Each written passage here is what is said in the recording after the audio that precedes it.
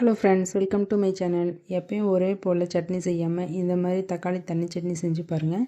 இட்லி, தோசை, பணியாரம் எல்லாத்துக்கும் ரொம்ப டேஸ்ட்டாக இருக்கும். வீட்டில் இருக்கிறவங்க விரும்பி சாப்பிடுவாங்க.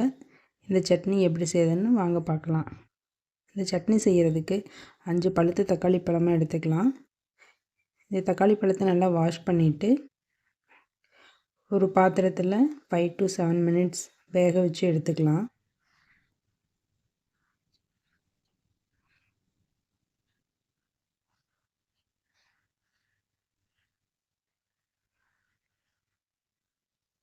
இப்போ பாருங்கள், தக்காளி நல்லா வெந்து வந்துருச்சு. இப்போ இதையெல்லாம் எடுத்துட்டு ஒரு தட்டில் ஆற வச்சு 10 minutes கழித்து தக்காளியில் இருக்கிற தோல் எல்லாத்தையும் எடுத்துக்கலாம்.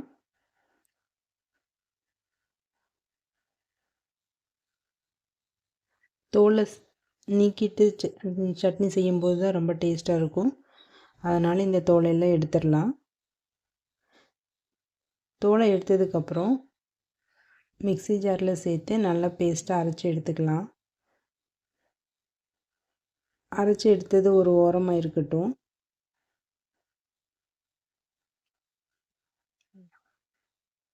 இதுக்கு தாளிப்பு சேர்த்துக்கலாம்.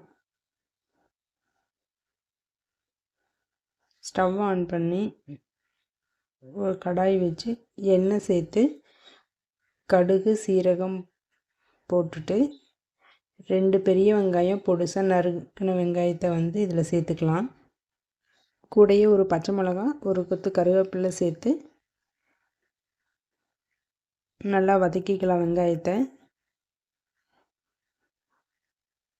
வெங்காயம் ஓரளவுக்கு கோல்டன் கலர் மாறினோடனே இந்த அரைச்சி வச்சுருக்கிற பேஸ்ட்டு இதில் சேர்த்து தண்ணி நிறைய சேர்த்துக்கலாம். உங்களுக்கு தண்ணி வேணும்னா தக்காளி வேக வச்ச தண்ணி கூட நீங்கள் இதில் ஆட் பண்ணிக்கலாம்.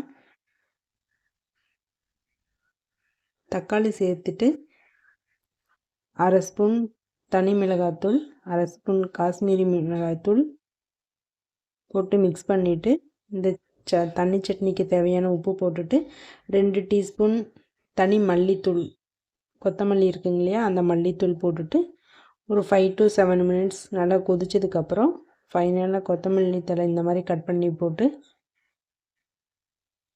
இறக்குனீங்கன்னா சூப்பரான தக்காளி தண்ணி சட்னி ரெடி. இந்த மாதிரி செஞ்சு கொடுங்க. வீட்டில் இருக்கிறவங்க விரும்பி சாப்பிடுவாங்க. இட்லி பிடிக்காதவங்க கூட இந்த மாதிரி செஞ்சு கொடுத்தீங்கன்னா ரொம்ப லைக் பண்ணி சாப்பிடுவாங்க. இதை நீங்கள் ட்ரை பண்ணி பார்த்துட்டு எப்படி இருந்துச்சுன்னு கமெண்ட்ஸில் சொல்லுங்கள்.